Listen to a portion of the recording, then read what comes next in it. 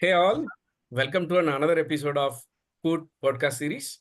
We discuss about enterprise sales, primarily through GCC sales, as well as even how can a tech company can partner with a system integrator and reach out to the enterprise, right? We are discussing with very different people who is having been there, done that from the enterprise sales, as well as even the whole ecosystem. And today we are fortunate have Abhishek Jain with us. To give a very brief background about Abhishek, he's been veteran in the GCC area. GCC is a global capability centers, which primarily established to help their headquarters in their tech needs. Right. He has been there in multiple GCCs and from the scratch and even scaled it up at a different level. So without much ado, I would invite Abhishek to our podcast. Welcome, Abhishek, to our show. Thank you, Sankra, for having me. I really appreciate this interaction. Thanks. It's our honor, Abhishek, having you. I made a very brief introduction about you, but our audience would be happy to know about you, understand from your own experience what you have done, Abhishek. Sure, absolutely. So I think you have covered most of the aspects of my experience. If I have to define myself in just two lines, it would be someone who has set up, managed, and matured a GCC in the last 12 years in India. I have been kind of a function in the industry agnostic. So worked for different industries, setting up the GCCs because I believe the core remains pretty much transferable and same when you set up GCC for one industry, you can easily take that experience to other industry, other setup as well. Sometimes I have set up from ground up and then scaled by adding multiple functions like IT, finance, HR, marketing to have them within the same roof so that you can realize the full potential of these GCCs and you will build a synergy based organization rather than a siloed organization. So this is what I've been doing, but I'm still scratching the surface because India is riding high in GCC wave, so a lot to learn. So I spend a lot of time benchmarking with my peers who are also setting up very ambitious GCCs and handling some of the challenges that we see on the daily basis. So a lot to learn, a lot to share. So that's what I'm doing, and that's what my intent is with this podcast. Oh, great start, Abhishek. Right. So you worked in multiple GCCs, and in some cases you have started from scratch. So could you tell an experience of what it takes to establish GCC in India, right, and different aspects, right? If you could walk through that, I think that could be setting the motion for the remaining podcasts. Sure. So I think before any GCC is set up in India, it's very critical to have the mission, vision, and strategy laid out. What is the central purpose? What is the intent behind setting up that GCC? If we get it right and align with the sponsors and stakeholders, the rest of the journey becomes much easier. So whether the value proposition is your cost arbitrage or it is value creation, it is competency building. So what is exactly the enterprise, the parent company is trying to do with the GCC in India? So I think outlining that mission, vision, and strategy and the central purpose is very important. The first step, and then you align it with the global stakeholders so that everyone is committed to the GCC. If we get this step right, then in the longer term, in the shorter term, you will get the right blessing for the GCC, and you will focus mostly on expanding it, growing it, realizing the full potential, rather than doing it later. If you grow initially and set up the central purpose and mission vision later, then it becomes really challenging at that time to you know align with the global stakeholders and get the right alignment with the enterprise. And also people are able to see the connection, not only your stakeholders but the people you are hiring in the GCC. If you align the mission vision and strategy of the GCC with that of the parent company, they can see the direct connection. You build the right employer brand, they will be more motivated to join you. So if we get this first step right, it will act as a domino effect and will make a lot of other things much easier in the journey. Very interesting perspective, Abhishek. I think what you answered, multiple questions coming to mind, right? One you mentioned like getting a blessing from the stakeholder, right? But with the large enterprises, the churn may not be very high, but At the CXO level also there is churn, companies getting acquired or funded. So many things happens, right? So the mandate of one person, right, may not be the mandate or interest of another person. So how do you align the, I think again the blessings, not a particular person, but of the company? I think what are your thoughts there, Abhishek? Sure. So it's very important to have the right governance structure for the GCC. If possible, right from day one, right from the stage of writing the business case or the inception stage. For example, if your company is a manufacturing organization, it will have certain global enabling functions and certain business divisions. So if you can create a governance model, kind of a steering committee, having say one leader from each of the enabling functions and one leader from each of the business divisions, then you create the strategy by or the mission and vision by working with your sponsor. But then you align that with this steering committee, the governance model. So then they will spread the word in their respective divisions and enabling functions, and you will be easily able to navigate in those divisions and enabling functions. So, in a sense, your strategy or your mission, which you worked with your sponsor, with your manager in most of the cases, will now be aligned with the global business divisions and enabling functions. So no matter how the organization structure will change, people will move out of different roles or take different other assignments. But since now, by this time, your strategy and mission is already aligned with a wider organization. So the challenge of working in silos or not having the blessing of the wider organization will not be there. Yeah. So, and if you create the governance model, it will be a two-way thing. It will not just that you are reporting out on the strategy, but there will be an ownership from their side as well. They will also make sure that you have the right connections in the divisions and enabling functions. They will set the path of those conversations. They will make connections for you. And they will also promote the GCC in their respective business units. I think this is what I followed in a couple of them, and it really helped because then it becomes a push and a pull model rather than I just doing or pulling all the opportunities to the GCC. Okay, but I have a different perspective, right? Um, though we try to set up certain things in the beginning, but a lot of things changes, right? I think I'm saying that we some GCC might have started as a kind of cost efficiency, but they're coming here, they're experiencing there is so much of innovation happens, right? There is so much of product, various other things. So the whatever you set in the beginning is 6 months, 1 year, or even 2 years earlier, now it completely goes for a change, right? Or they're experiencing like employee turnover. There are various other things could go. So what you set in the beginning might not be relevant or might need a complete overhaul. So again, how do you, in your experience, how you have navigated these from time to time? Because whatever Sure. we have done is not set in stone, right? It's for the time being. See, that's the beauty of a GCC in India because the dynamics with respect to talent, with respect to culture, is very different in India compared to the parent organization. So a lot of things change. You know, a lot of challenges are around. How do you onboard and retain the talent? Those challenges are very much different in India compared to the other sites or the same company. So that's why having, as I said before, having the right governance model really helps Could because you, you will. sorry to interfere, Abhishek, since you mentioned about the government model, could you go deeper into what is a good governance model which can take care of different situations, which can take care of irrespective of people? So could you walk through that? I think so that people could relate what you're saying, Abhishek. Sure. So you need to really map out all your stakeholders, say with respect to how many business divisions you have. Business divisions are those business units that eventually sell their products. They make products and sell to the customers. They own the P&L. These are the profit centers for the company or the revenue generation units. And these will be dispersed globally.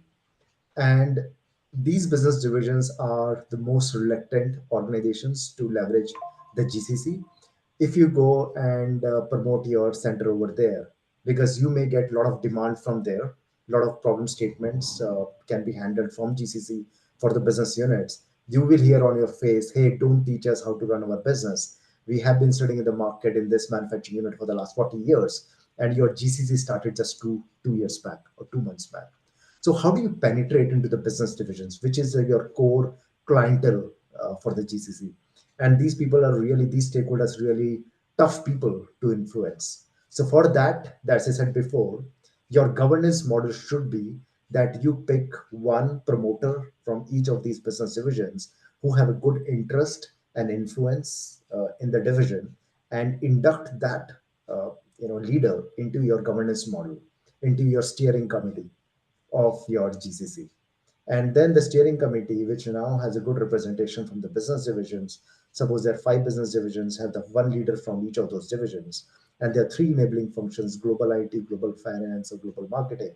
Take one leader from there. Because your demand, your growth for your GCC will come from these enabling functions and these business divisions. So suppose there are 90 VPs and GMs in these enabling functions and divisions.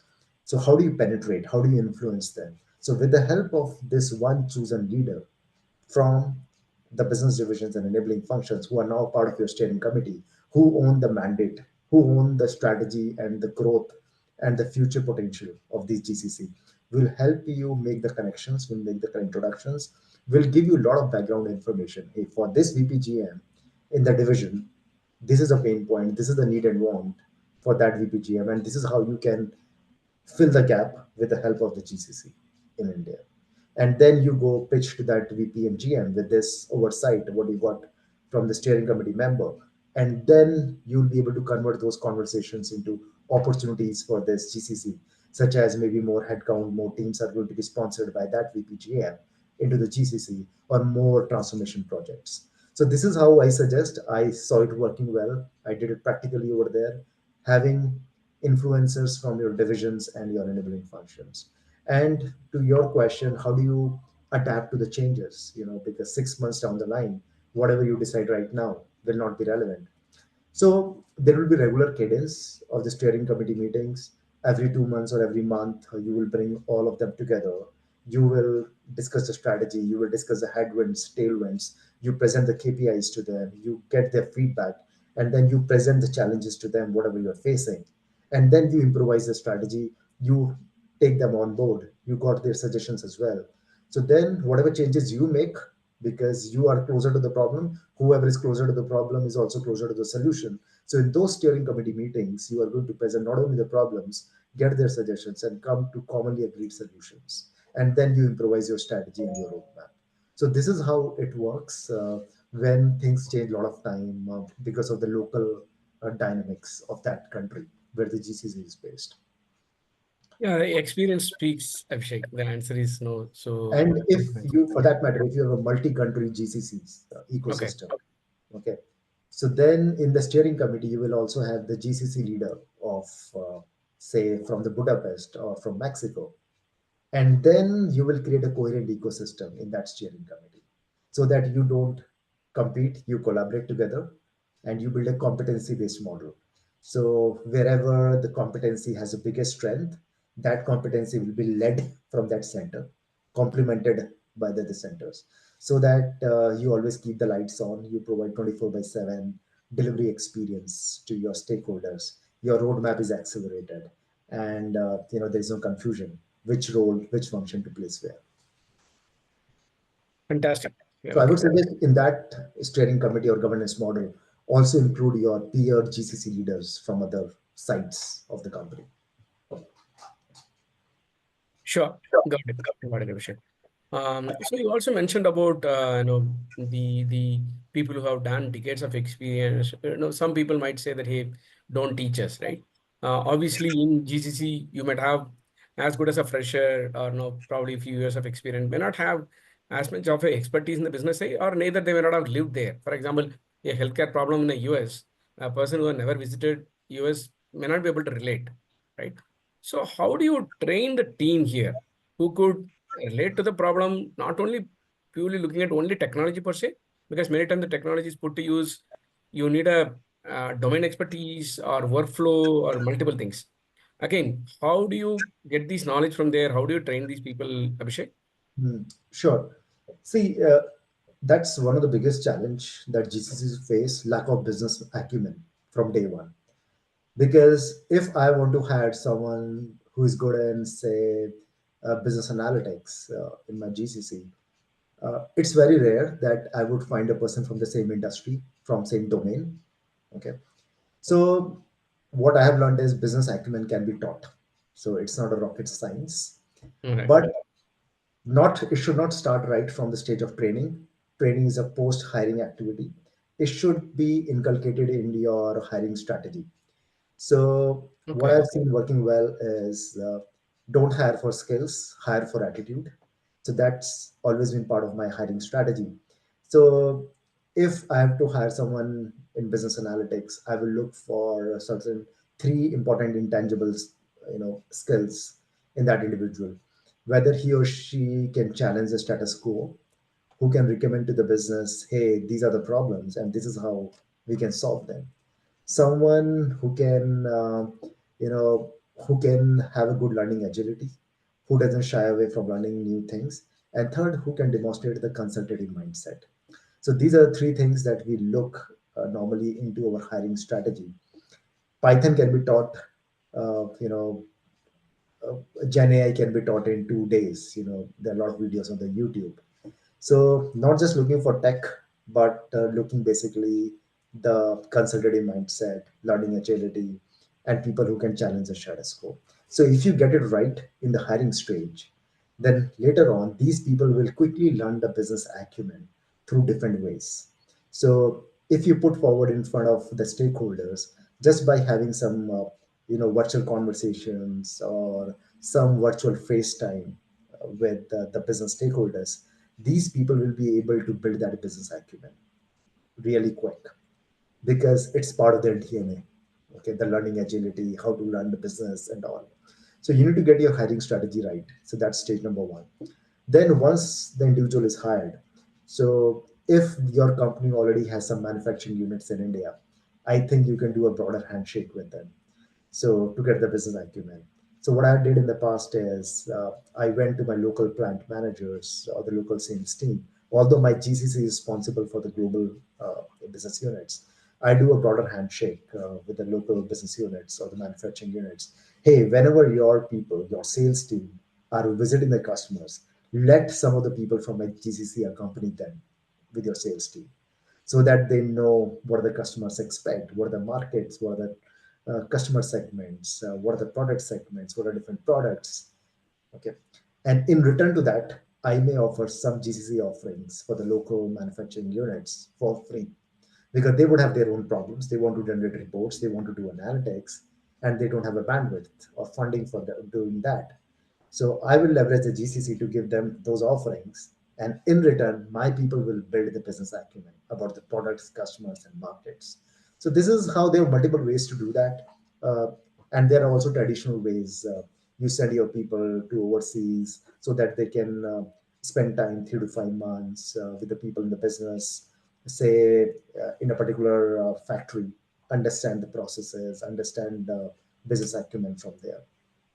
So there are a lot of different techniques to do that, and sometimes you ask your people to take stretch assignments, cross-functional assignments, so that they work with a different leader, different team, get the business acumen, build it in house. So different ways to do that. It's a iterative process, but I think it starts right from your hiring stage. Great. Abhishek, probably I will dive deep into the people-related questions little later. But just trying to understand as a GCC leader or site head, right? What are your KRAs? Again, will it vary from a different industry or will it be more or less the same? See, they will vary from across the industry.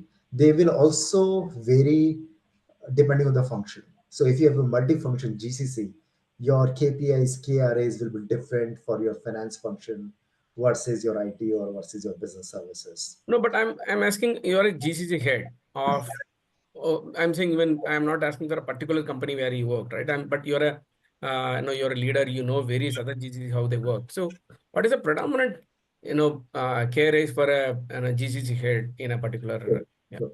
So at the central level, since you are having multiple functions, so the KPIs or KRAs, the way the center success is measured, is based on different pillars.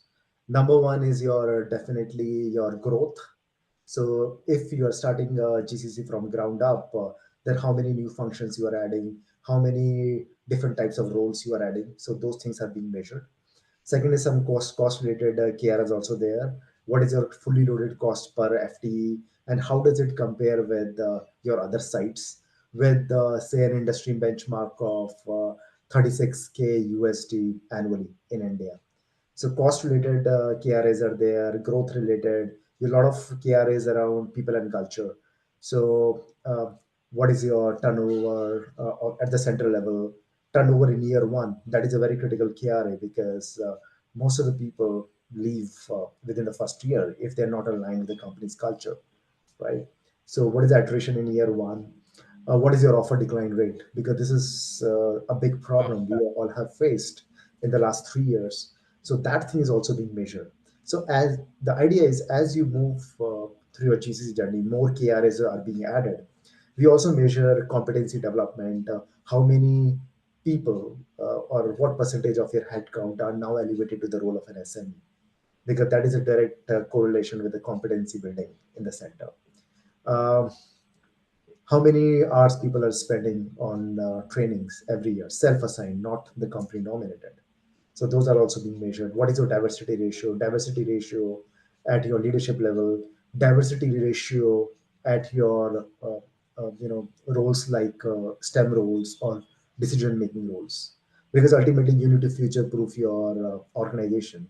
If I have a diversity ratio of 50% right now, gender diversity, it will become zero overnight in the next 3 years when Gen AI are going to automate the roles. So how do you future proof your workforce by elevating your workforce to decision making roles, to STEM roles? That is also being measured. Then we also measure the continuous improvement, the CI culture that we have in the GCC. For example, how many kaizens are being submitted, what is the cost savings we have achieved, cost avoidance through those kaizens. Because if you see, we are not just measuring the operational KPIs of the delivery turnaround time, or these are not outcome based KPIs. Your outcome based KPIs that we measure are your time to hire, how it is impacting time to hire, your efficiency of the HR team, how your GCC is helping in keeping your SG&A cost of the enterprise constant. If you are able to add value to your SG&A side of the things, you can impact the bottom line directly. So a lot of different things are being measured depending on the company, depending on the nature of the business. But these are some of the things that are really the next level KPIs or KRIs, I would say, rather than just measuring your turnaround time or accuracy, reliability. So those are operational KPIs, but these are really the outcome-based KPIs. Outcome based. Okay. Probably moving on to the another topic, which is the tech adoption in GCC, right? I think uh, one of the statistics which I saw that around 65% of the total GCC output is primarily in ER&D, right? I think various product development to analytics and everything that day, right? So my question is like now, what is the kind of maturity of the GCC leaders in terms of empowered in buying tech or trying on their own? When we say R&D, obviously you need to have a lot of empowerment. So in the from 1 to 10, where are we in terms of empowered in taking certain decisions? How much we are still in the order taking world? I know it's a too broad a question, but like your Sure. view. See, first of all, we need to know what is the definition of a GCC. Okay. Interestingly, I was able to attend a workshop with a gentleman who coined this term of GBS 30 years back, and he was the one who built and led the GBS or the GCC for PNG for 30 years. So he said that there is a big difference between the terms like GCC and GBS. GCCs are still the order takers. But if you start doing transformation use cases from the Okay. GCCs, then it becomes a GPS. Okay. So now coming to your question, I would say it all depends on the company. It all again depends on the culture. It all depends on the setup, how the GCC is structured, to whom the reporting line is. If the reporting line of the GCC leader is to the CIO, then more empowerment will be there. But still, I would say to induct new algorithms, new tech stack, or new tools to the center, the GCC leader will need to still work with the overseas functional heads within IT. So there will be a VP of, say, cybersecurity, there will be a VP of SAP development and deployment, VP of, say, operations, infrastructure and monitoring. So they all will be reporting along with the GCC leader to the CIO organization. So in that case, the job will be a little bit easier. GCC leader will be much more empowered, but the decision making to bring in new tools and tech stack will be again collective. If the GCC team is proposing, hey, let's bring some cybersecurity tools, then the VP of cybersecurity need to be aligned. And if there is a joint agreement, then they are going to pitch to the CIO to get it, approved. So in any case, I would say because GCCs mostly have the global, aligned organizations.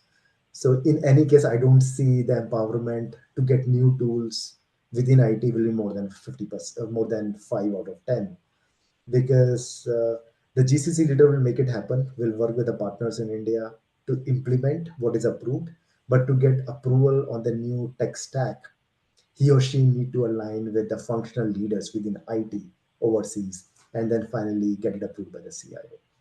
If the reporting line of the GCC leader is to the finance or the CFO organization, then it will become even a little bit more challenging, because then you don't have a direct influencing line within the IT organization. So in that case, your empowerment will become 4 out of 10. But in any case, even if the GCC leader is 100% empowered to take decisions, but still for the tech stack, because they are going to impact the organization globally, the global alignment he has to do with the CIO organization. Okay, Abhishek. But talking to one GCC leader, right? He said that for certain functions, for example, say IT infra management, right? He's saying the 90% of the team is out in India, right? Only the decision makers or the sponsors, they are out no working from their headquarters. So you also mentioned a few minutes ago, people who are close to the problem are more likely close to the solution. If we go by that, then if majority of the people are working in the problem, if they have a identify this is the ideal solution, do you think that the HU will buy? Will they listen to them, or is still it's say, hey, it's our global policy, we will still continue with this tool? What's your overall opinion, Abhishek? See, I have seen the HQ is pretty much receptive to the ideas from the GCC, because they know that, hey, India has a good STEM talent, and it has gone through the IT maturity phase in the last 25, 30 years. So I think what I have seen is everyone in HQ do respect the IT capabilities of India, and they do definitely give ears to the ideas recommended or the suggestions from the GCC. Say in the case of ops infra and monitoring team per se. So yes, there will be discussion. They will hear the recommendation.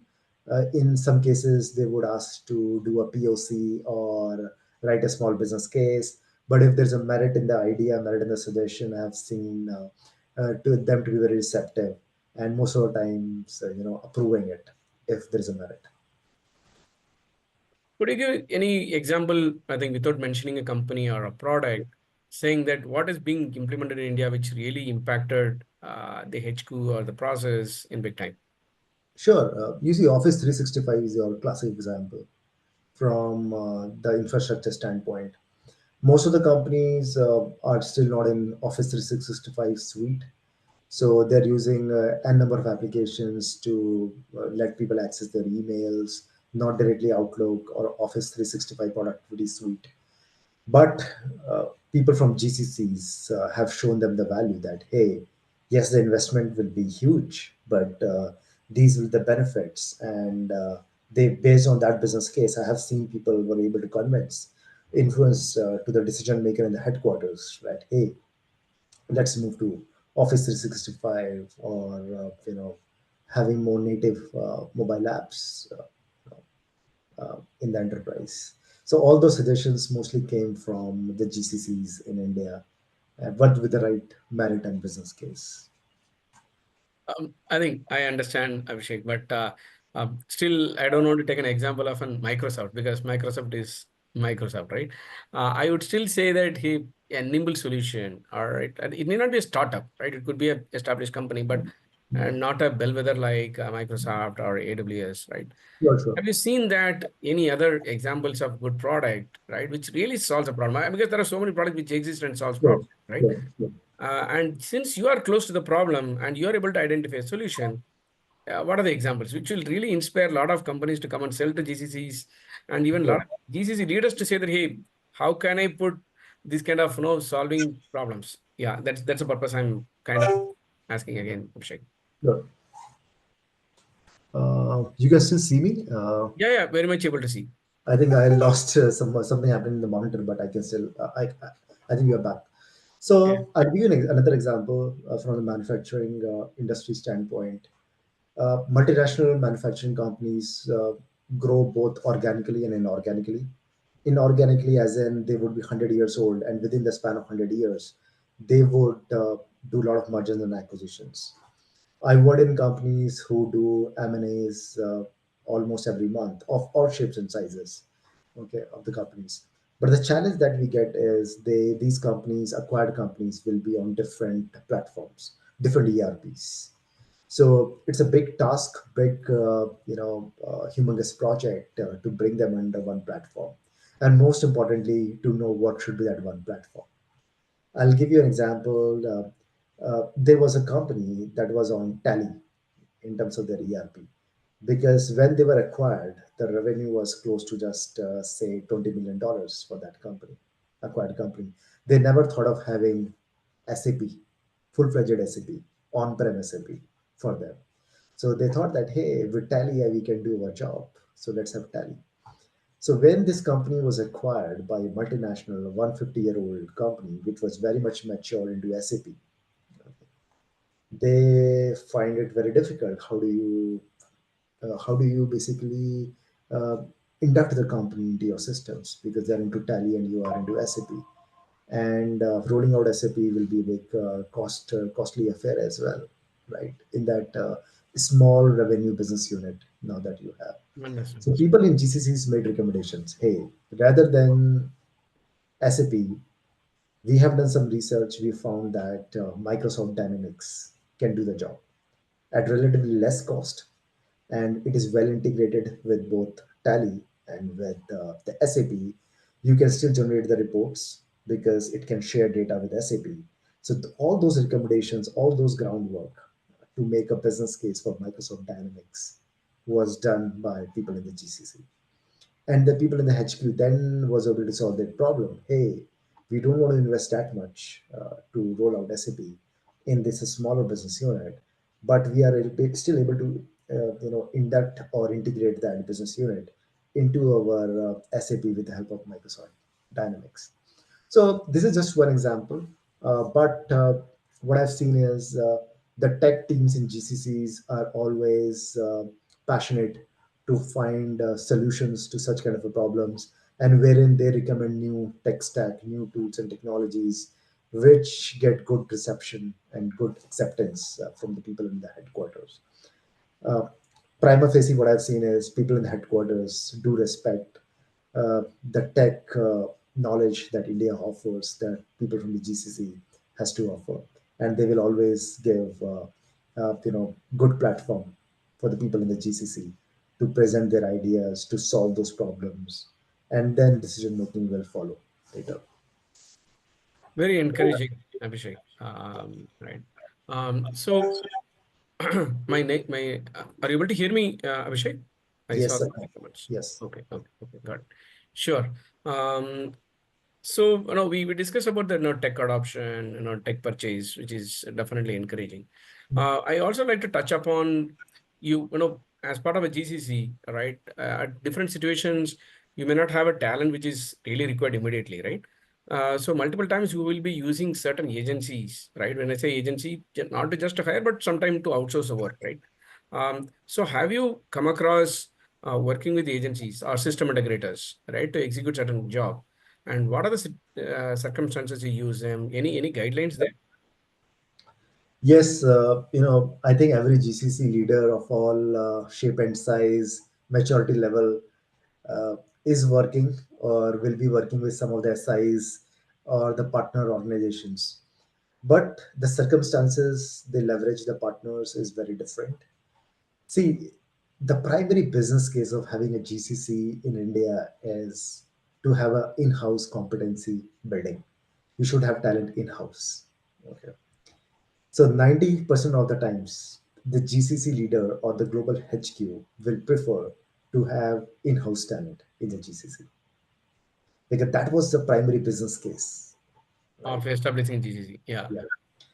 So GCCs who are in the setup phase or who are in the growth phase, say 0 to 300 people, GCC, it's highly unlikely that they will leverage the SIs or the partner companies because now they have to prove the business case, and the business case is that get the talent in house. Got They it. will only leverage the CSIs. Say there is an offer decline, and the global IT roadmap is not progressing because the GCC leader in India is not able to have people on time because of the offer declines, because of the competitive job market. So in that case, they will go to SI and say that, hey, can you get us some people and help us out? So it's more a firefighting circumstance in which a growing GCC will leverage an SI. Now coming to established GCC, who is say 1,500 or 3,000 people, been there for 5 7 years, they have a different circumstance to leverage an SI. They will leverage an SI whenever there is a big project that is being transitioned to the center and there is no bandwidth available and they can't afford 3 months of the time, selection time, notice period, to create a team, to build a team from ground up. In that case, for those time sensitive projects or a fixed bid projects, they will reach out to the SIs and say that, hey, give us a team, give us a team, okay, so that we can work on this project. And after a few months or years, what will happen? The priority of the GCC leader will be to request a SI or the partner organization to rebadge the team and bring them in house. So I've seen that my peer leaders. I've heard from them that now the strategy is getting changed. If they're having say 10% of their headcount as temp staff, they would get some good suggestions from the HQ that why don't you bring those people in house? So they would go and ask for rebadging of those employees, make them permanent in-house employees. From the cost standpoint, also what I've seen is uh, there is not much cost difference between having temp staff versus the permanent. So if you have a visibility for longer term, GCCs always prefer to have the permanent staff unless you are into a firefighting circumstance that I mentioned before, because the cost difference is not there.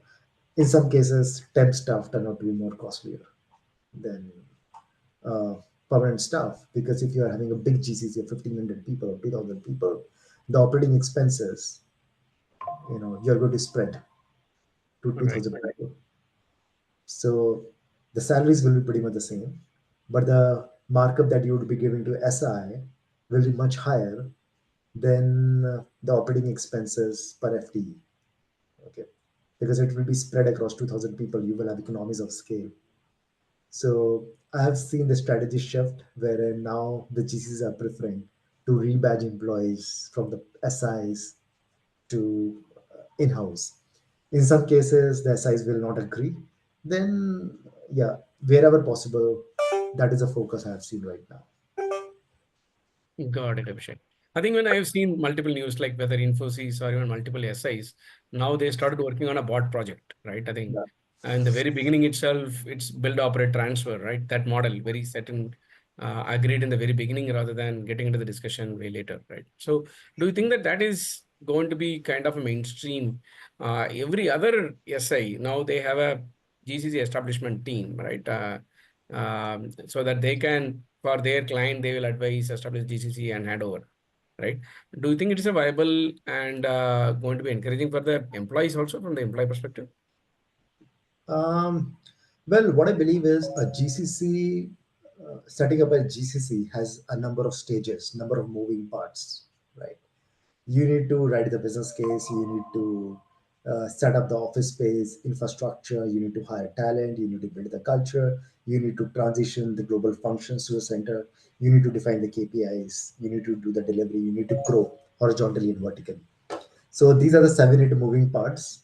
I Understood. think the SIs, depending on where their core is, will have a play in transitioning, say, the IT function, providing the IT workforce to the GCC. Naturally, they will not have an expertise to write the business case to have a GCC. They can't help the GCC leader to build the office space, right? Got it. Or hire talent for different functions. Like if Got it. finance is also part of it, HR is also part of it, function to be transitioned, then your SI will not have the core expertise in those areas. So I think SIs need to look out of these 7 to 8 moving parts where their core competency is, where they can have a bigger strategic play and focus on that particular stage of setting up the GCC. And there are companies like the managed office workspace companies who also want to tap into this GCC wave. They also want to have mandates to set up the GCC, but they don't have a core of transitioning the functions. They don't have a core Yeah. to supply IT talent or workforce to the GCC. So they will focus on the moving part, which is their code, which is relevant for them, setting up the office infrastructure or getting the right compliances, government relationships. So I think different vendors or partners have something Trying to approach, something yeah, to the bring. whole animal from, yeah, yeah. Multiple HR recruitment companies also now of late RPOs. reached out to me. Yeah. So RPOs cannot set up the office space, but they can Correct. tap into one part of this GCC setup cycle, right? All So right. this is how I see it. A lot of SIs, a lot of real estate companies, RPO companies will try to tap into this GCC wave, but in my opinion, it will be more practical to tap on one or two areas which is your core rather than getting the end-to-end mandate for setting up a GCC. Sure, Abhishek, sure. Coming to the people aspect, right? I think you mentioned, getting the right talent, especially in the beginning, is a challenge. So, could you tell, since you established GCC from scratch, how do you go about in defining the culture, or what kind of people to recruit in the very beginning, and what are the challenges you faced, and how did you overcome? See, as I said before, your hiring strategy should be based on hiring for the attitude, hiring for future rather than hiring just for the current skills. So if you get your hiring strategy right, you'll be able to find people who are agile enough to adapt to changes in GCC because, as you said before, which is a very right thing, every 6 months you may see that a strategy shift or change in the value proposition, change in the mission of the center, right? Because of changing moving parts. So you need to have the people who will not get frustrated, who will, really remain motivated through those changes. So again, you need to really assess and find those people in your hiring stage itself. And once you are able to find them, so how do you motivate people to join you? With the 3 months is a long notice period, and how do you want them to join you? So I think it's very important to show the mission, vision, strategy. What is your roadmap? What is your plan? So I have seen good GCC leaders whenever an offer is rolled out to anyone at any level, they will set up some time and walk that individual through the mission, vision, and strategy, what they have in their mind for the center, how the future will look like for the GCC. They will also show the career path way Okay, for that particular role offered to that individual, how got the it. next 1, 3, 5 years look for that particular role. So if I have that clarity in the notice period or in the uh, joining phase, then it becomes very likely that I am going to join that GCC, even if the other offer may offer slightly more salary. But clarity also has an intangible value. And if the GCC leader is able to show them the future, and at times I have seen people, GCC leaders taking suggestions from the selected candidates in the notice period time. Hey, this is the strategy we have. What are your thoughts? Okay. And Okay. They are going to make some changes as well, if the suggestion is good. That there is a sense of belongingness being developed right in the notice period stage. That hey, this company is pretty much clear what they're going to do with the GCC. Very much clear. It's very much clear how my role is going to evolve, and this company has a very inclusive culture. If I'm giving some suggestion, it is being implemented. So this Sure. is how you basically keep the candidates warm. You create a sense of belongingness with them, and they own your GCC, along with you, because ultimately it's not just you or your five or six direct reports who are going to drive the GCC or grow it. Your 200 people or 1,500 people, no matter how big your GCC is, they should be equally accountable, equally passionate Got it. to grow and promote your GCC. So you need to really find the right people in the hiring stage who are really passionate about it, passionate not just about their role, but passionate about the growth of the GCC.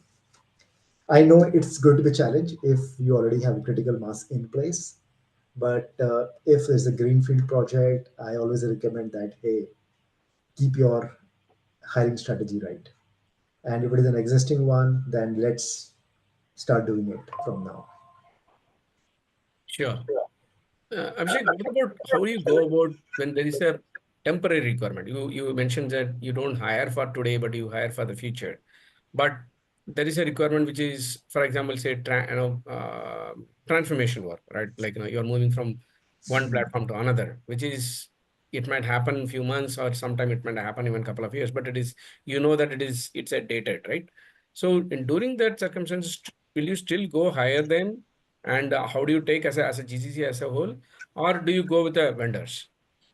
In that case, definitely I will go with the vendors because I don't have a visibility till eternity of having that individual in the center. So, but rather than hiring a contractual employee, what I would suggest doing is look for, say, a transformation or AIML agency or a startup or a mid-range company who offer these as services. These are the competencies I may not have from day one in the GCC. So I will partner with them and work collectively on this use case, transformation use case along with them, and deliver ecosystem as a service to my global stakeholders. So suppose there is a big transformation project and they want GCC to lead it or to contribute to it, but I don't have full-fledged bandwidth or competencies what is needed to run the transformation project. So I will make collaboration with those AIML startups agencies. I may also work with the research universities in India, right? And then create a kind of a tag team or a ecosystem and work together on that use case and deliver on it. And once that is successful, then you can still have those conversations with your AIML startups or with your research universities. Hey, can I have that talent in house in the GCC so that you build competency in house? So again, it depends on the use case. It depends on which city you are operating from, what is the ecosystem you are surrounded by. But there are a lot of companies, and a lot of established companies also set up their digital services firms right now. I know there is a big audio-visual company, who makes speakers or the audio systems for the last 100 years. They also have their digital services or analytics services organization, which is offering analytics or AIML as a service to the Okay. clients. Okay, so I would go to them, leverage them, but work together. I will not outsource. I will co-create along with them. Got it. Got it. If But you you will, outsource, sorry, go if you ahead. outsource from GCC to say to a AML startup or a digital services organization or to a research university, your people are not learning. You are not building competency in the center. So co-creation and developing ecosystem as a service, I would define it rather than outsourcing it completely. Makes sense. Makes sense, Abhishek. So again, when it comes to people recruitment, right? I think the war for talent is extremely intense, right? I think so many people from IT services to startups, products, cloud companies, now GCCs. There are, I think, limited good talent. Obviously, there are so many people who are unfortunately not good employable, right? That is also one segment of it's one. But how do you create? Because there are few brands which is household names, right? But there are many good big companies, but may not be resonate in India, right? So how do you create that initially, especially the first few hundred people? How do you go and hire? Sure. So if you ask any GCC leader, that's the challenge number one.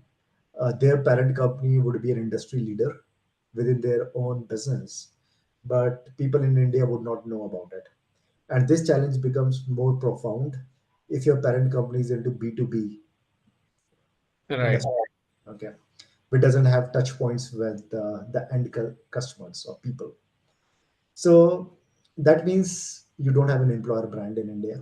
You need to really create an employer brand so that your IT talent pool will choose you over Google or Amazons of the world, or your finance talent would choose your GCC over the big four or the investment banks. Um, to do that, it's not a overnight process. It's a very incremental and iterative process, but there are ways to do that. So what you can do is you can position your GCC as a tech consulting arm or as a business enabler arm of your parent organization, which is a 100 or 150-year-old B2B industrial engineering company, which no one knows in India. So, and how do you build that tech consulting positioning for your GCC? So no matter what kind of a company it is, if it is a multinational company, there are great technology use cases or problem statements they would have worked on, maybe themselves or with their partners. But what I learned in my workshop with the GBS expert, that GCCs and GBS are the worst organizations in terms of marketing or promoting themselves. So, to build the employer brand for the GCC as a tech consulting arm of a global organization, I will pick up those use cases or those success stories and promote in different conferences, promote to different research universities, promote in different forums, and maybe I sponsor a hackathon, wherein I will invite different partner agencies. And that happened recently with one of the consumer good companies. They had a big mega hackathon in Bangalore, and they invited partners, they invited anyone who really wanted to participate in that hackathon. And they also invited their people from their HQ who would sponsor those problem statements, who would witness solutions firsthand in the GCC in Bangalore. And I think it created a great buzz. It created a great employer brand. Hey, we are making tissue papers globally. We are a market leader in it, but we have a strong focus on technology. And this is how you can see that. We have a 3-day hackathon event. Our HQ CXOs are committed. They're coming and driving this hackathon. Our GCC is partnering in it, is hosting it. We have a problem statements. You come and contribute to it. So we are really focusing on tech and digital. So this is how they positioned it, and I think the investment they would have made resulted in a great employer brand what they intended to. So, and if you see the example of Nike, Nike 3 years back uh, solved this problem. They positioned themselves. You go to their website, they are saying that we are a technology company. So they come up with a strategy called as a triple double strategy. 2x innovation, 2x speed, and 2x direct connection with the customers with the help of mobile apps, platforms, data, and analytics. So this is what they call as a triple double strategy, just like the consumer goods Wow. company I was saying. And with this strategy, they were able to promote themselves, especially the organization in India. Hey, we are an apparel company, but we are also a tech company. Okay, so this is how they were able to showcase their culture, their success stories from the tech standpoint to the prospective talent pool. And if you see, they would have seen some great success out of it. It's revolutionary, actually. Okay, triple double strategy, right? Interesting. Interesting, Abhishek. Abhishek, I think You mentioned about the talent from different places and the culture is different. For example, related to financial services, right? Whether it is London Stock Exchange and other things, probably they choose the west of India, primarily Mumbai and other things. So, and nowadays there are a lot of tier two push is also coming from government, right? Do you think that the tier two cities, uh, do they have the real, not only I'm saying potential, but I'm saying will it survive from the infra, from talent to various reasons, right? Because you're not starting a GCC only for one requirement. 6 months down the line, you need another thing. You can't create another setup in another city, Yeah. right? Unless you're a very large company or ready to do that. So how do you go about it? See, uh, what my belief is that your tier two GCC can only be your satellite center, okay, Okay. to your main center. Your main center need to be in the one of the key strategic locations like Bangalore, Pune, Hyderabad. But you still can have a complementary secondary, satellite GCC of your main center into cities like Ahmedabad or Vizag, or that can still happen. But I don't think that you can put all your critical mass, your primary center in a tier two city. It will be really a tough challenge to convince people to move from metros to your tier two city. What could be the challenges, Abhishek? They will see a lot of challenges. I can find good schools for my kids, for my children, uh, in a metro where I'm right now. I have been living here for the last 15 years, 20 years. I know the infrastructure is good, public infrastructure is good, the transportation is good. My lifestyle is adapted more to a tier one city. So why I will move to a city like tier two, right? It will be difficult to relocate over there. Whether the homegrown talent there, is it not good enough? How much it will be? So if you see Ahmedabad is having a lot of now new GCCs set up over there. So you need to really see the capacity from the talent standpoint. I think tier 2 GCC will provide you good infrastructure.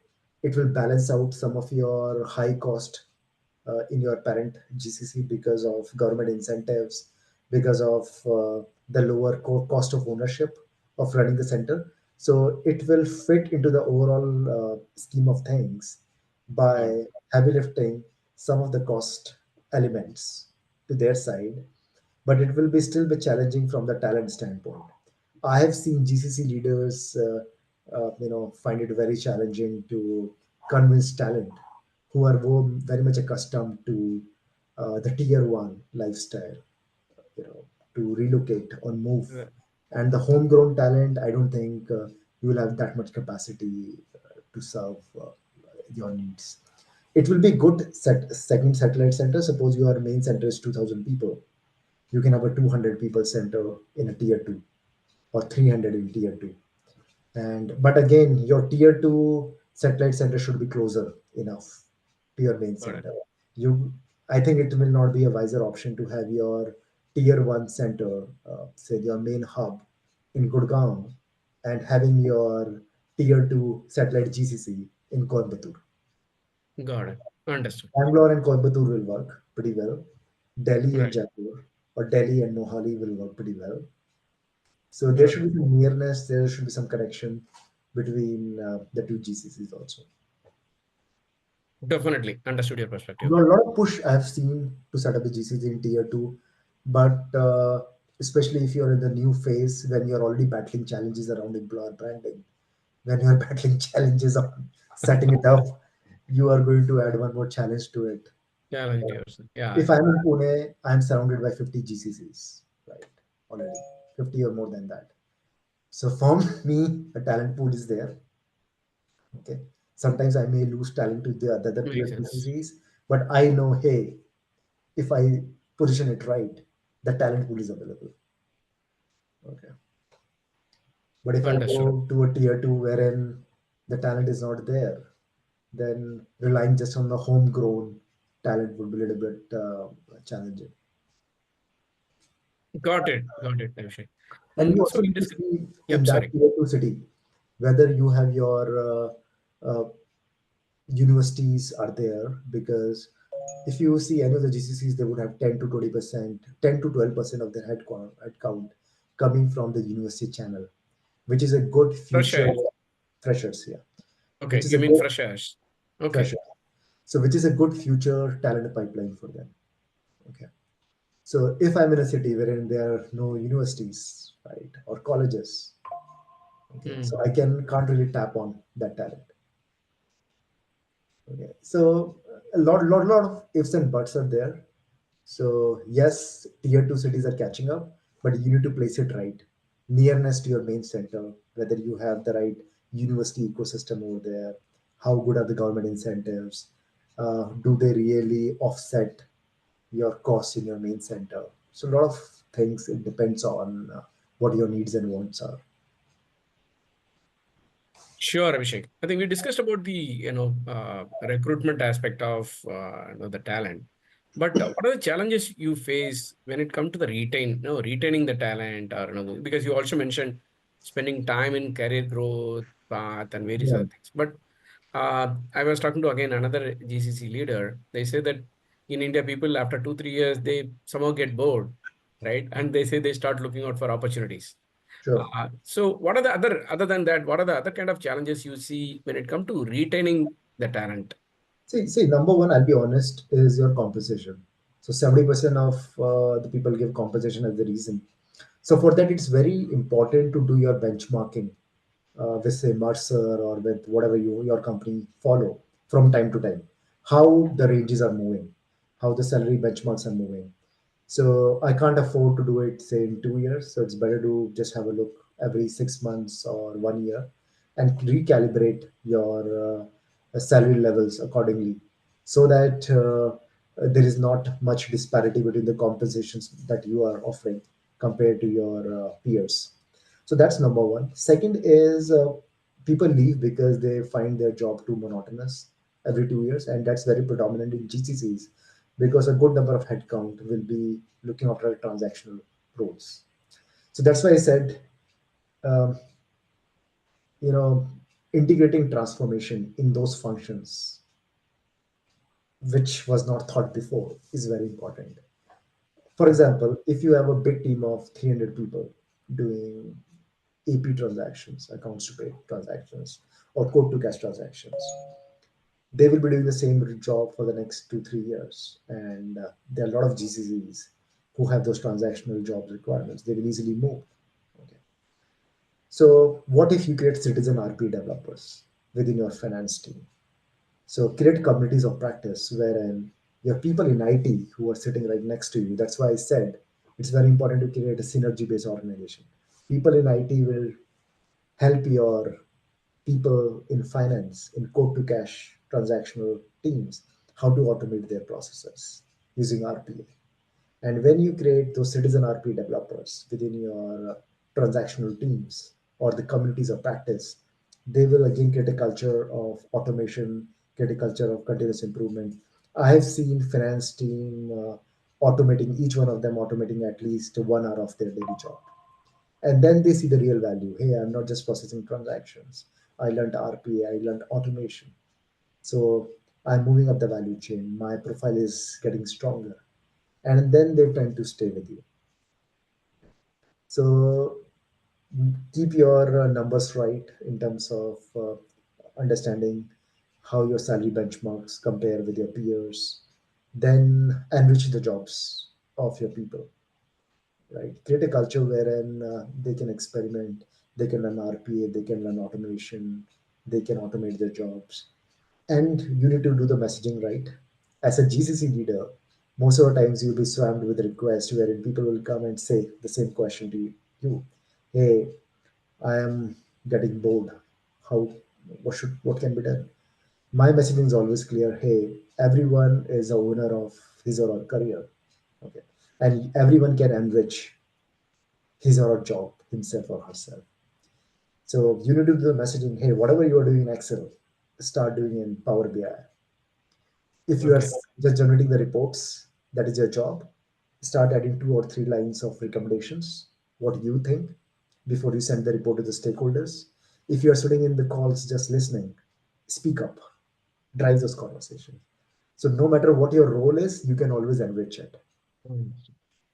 Okay, so you really need to create that kind of a messaging, create that kind of a culture wherein everyone is feeling included, everyone feel open to enrich their roles themselves, and you need to really empower them, provide them the right tools, trainings, those platforms, so that they can enrich their jobs themselves.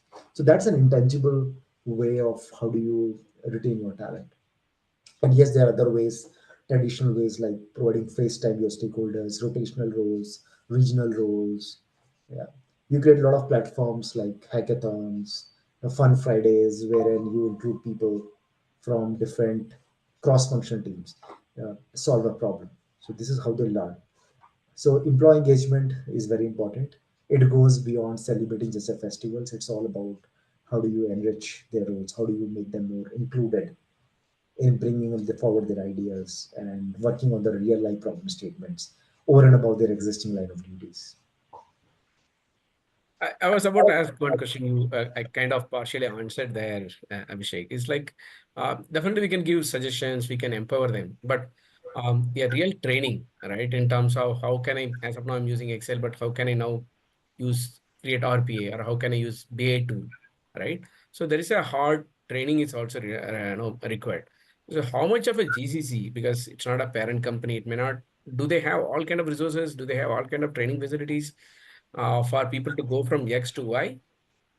Yes, of course. So training is a big part of the GCC, operations. I would say, right from the stage of writing the budget for the next year. As a GCC leader, I will make sure that I account good amount for functional, technical, and soft skills trainings Okay. from in the budget.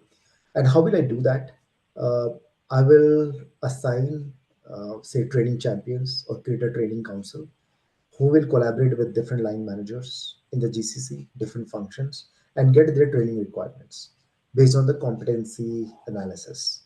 And based on that, I will get leads. Hey, these are the trainings which are relevant for the code to cash team of finance, or say for the HR operations team, or say for the SAP team in IT.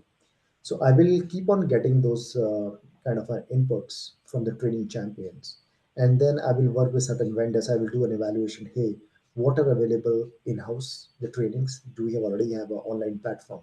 Because most of the parent companies give access to say LinkedIn Learning or their in-house universities, online platforms to do those trainings.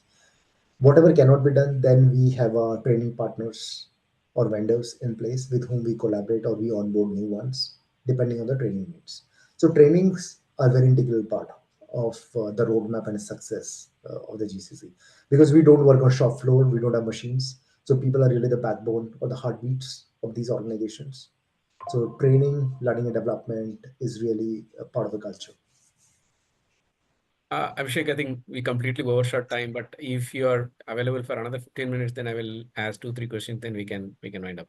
Sure, I'm available. We can continue till 11:30. Sure, sure, Abhishek. You know, when we, again, one of the leader was mentioning one of the major challenges when it comes to the talent is like in India, especially, unfortunately, there are many people fake, right? At the resume level, even at the interview level, yeah, especially now, thanks to ChatGPT and various other things, right? So, how do you ensure? What are the techniques? Might be at a very tactical level question. How do you see that you are getting a right talent, right? Yeah. See, if you're hiring for attitude, then these challenges will not appear. Okay. Okay. Because again, I said I will not focus on interviewing based on the Power BI skills. Okay. I will see whether that individual has a programming mindset or problem solving or understanding the requirements of a particular problem. So I would give a small case study. I will try to understand what is what is the thinking mind or the thought process of that individual. So this is how I will try to assess. I will not look, hey, create a Power BI dashboard. That So he or she. you haven't come across the fake profiles, people faking at the interview. Then once they join, you see that it's not. I think it's not a prevalent problem, Abhishek. I haven't seen much in the GCC space. Yeah. Okay. Okay. And it's more a trust based organization, right? So uh, I haven't seen that yet. Yes, in IT, in pockets, it would happen, but again, that's why you set smart goals when a person Okay. joins. Smart goals are very time bound, very measurable, and if someone doesn't have a competency which you thought he or she had in the interview, then it will come up in the first 3 months during the Okay. probation period. Okay, because of the smart goals, you are going to measure their Got impact. it. Okay, then you will handle it over there. But again, I think it's more about the trust and empathy. If we found that someone is not able to perform within the first 3 months as per the smart goals, we still provide them platform, we still provide them coaching, we still provide them the improvement plan in place. uh, if there is a lack of will, you can't do anything, but if there is a lack of skill, I think you can really mentor that Got it. individual to really contribute. So, but I haven't seen this issue much. I've seen performance related issues. But again, you need to be more empathetic. You need to empower them, provide them the right platform before you call it off. Got it. Got it. So coming to the future, how the GCCs are going to evolve, right? Now there are nano GCCs, which is also going to come, right? I think government is promoting small GCCs. So is it like an employer of records, that kind of stuff, or do you think that again, I'm having 20-25 member of a small GCC, nano GCC. Does it fly for even for a smaller company? If, for example, a smaller company, they want to say that, hey, I want to hire and have a GCC here. How do you advise them, Abhishek? I think it has been happening for a long time. It's not a new concept. The only difference is that smaller companies, say based out of US, would have people working remotely from India. Okay, so they would not have an office space. They would not spend on the capex, but they will still be working for that US based organization. All right. By following the complete legal process, but they would not spend on the capex and other things. All right. So that model has been there for a long time. But if they really, it depends on what is their preference, what is their focus.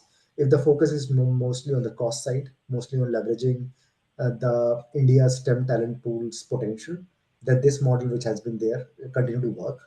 But if you want to really create a community, if you really want to create a family in the GCC, right, then you need to bring them together. Okay, and Got to it. bring them together, then you will invest in capex. If you're just so, my advice to that small, nano GCC parent company would be, if you're testing the waters, if you don't have a long-term plan, if you want to remain nimble, and just want to leverage the cost advantages and the STEM talent, pool advantages, then continue with the same model. Don't invest in capex. Okay. But if you have scalability objectives, if you want to, uh, scale up your GCs in the future, bring them together so that they help you grow. They help you envision the future together. There is an employee engagement in place. There should be exchange of ideas. They should not be working in silos, right? Bring them together. It also depends on the structure. If your smaller GCC want to have 20 people in India, and each of them will report to a different line manager overseas, and they don't have a lot of overlap of responsibilities, they don't want conjoint projects, then the existing model of, hey, remote working will work. So it only depends on what they want to do. So that's why I said it's very important that no matter what is your size, whether you're new or mature, define the central purpose. What do you stand for? Your GCC stands for. What is a mission? What is a vision? What is a strategy? What is the operating model? That your operating model will come on your based on your mission, vision, and your central purpose. If your mission is just to leverage the cost and the talent advantage, then your operating model will be hey, remote working, not investing in capex. Cost is your value prop in that case. But if your mission is to create a long term, self-sustainable, self-optimizing, self-learning organization who's moving up the value chain, then your operating model will be different. You need to bring them together. Got it, Abhishek. Got it. Probably the last question is like, GCs are evolving further, right? How do you see the next 5 years in terms of the R&D as well as in terms of how it is going to go up in the value chain? And as if someone wants to have a career in GCC, what do you expect them to learn? What kind of mindset they need to have? I think those three things are very important. Act and work like consultants, challenge what is not right, make recommendations. That's why I always recommend my peer GCC leaders that, hey, focus on reverse mentoring. So I did that in the past, that when you hire a fresh graduate, a Gen Z, okay, make him or her as your mentor, so that you will Okay. learn, you know what the new generation thinks. They give you very good feedback on the policies. They will tell you about your ways of working, the culture, everything, and you will get to learn a lot of things which you can use to, say, improvise your policies, change the ways of working, bring in new facilities, make it more a value driven organization. They will ask you from time to time, give you suggestions. The role need to change. You need to bring in more transformation, more AI/ML. So that's what I always recommend: reverse mentoring. Hire for attitude. This is what I would recommend at the other side of the table to the candidates. Not just focus on tech stack, but see whether you can decipher the business problems, whether you can really drive conversations with your business stakeholders. So speak up, step up. No one is going to stop you. So that's what I've seen the beauty in the GCC. They want people like these who can not just Got be it. the data scientist, but who can also drive business conversations. Otherwise, I need to have two people: one who will take the business problems from the business, translate that into a data related problem, and data scientists will work on it, and data scientists will give the data related recommendations. This guy will again translate it back to Converting. the business recommendation. So it's better you hire people, who are good in both. Okay, and they are the people who can really drive it forward. Superb, So, superb. Well, so I would well, recommend not just focus on tech stack, but focus on these intangibles. Focus on being the business translators, business reps. but frankly, Abhishek, uh, frankly, there are a lot of people who migrated from a small city to the large city, right? I think, including me, right? I think 20 years ago, right? So people coming from small city, they don't have the exposure, right? So how do they start thinking about business? Unless they get work in a large enterprise? Probably I work in a small startup, I work in a small company. How can I really get imbibe from very early days?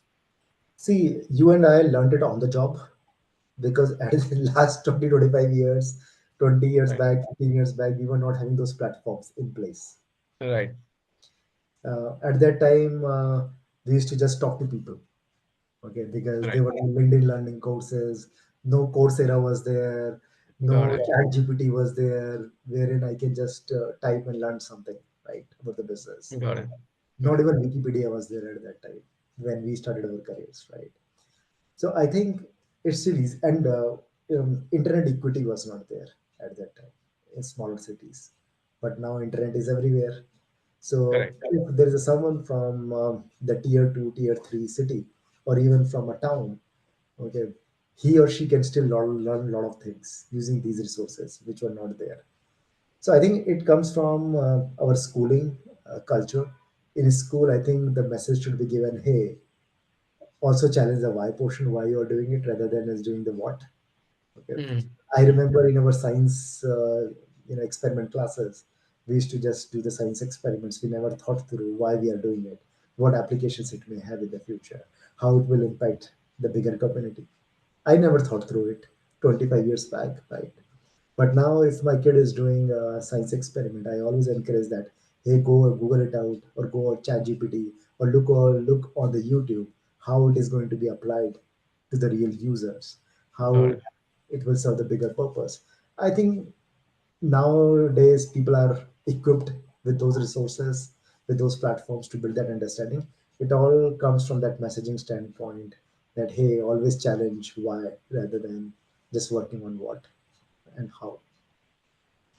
Fantastic, fantastic, Abhishek. I think probably it's a very great, end to the conversation. So thanks a million for your time, Abhishek. I'm sure our audience would be enjoying as much I did. So thanks a lot.